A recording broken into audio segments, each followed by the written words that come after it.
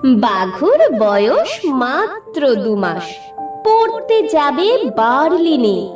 মা বলল, সঙ্গে কিছু গুঁড়ো দুধ আর বার্লিনে।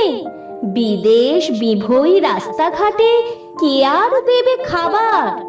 শেষকালে কি খালি পেটে রোগ বাঁধাবে আবার? বাঘু বলল, একটুতে মা তোমরা এত ভাবো না। কি যে বলো, প্লেনের ভিতর খাবার কি আর পাবো না?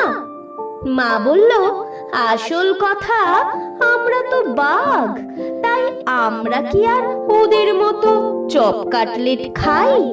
হাসতে হাসতে বলল বাঘু, আমি কি আর পাগল? খোঁজ নিয়েছি, একই প্লেনে যাচ্ছে 200 ছাগল।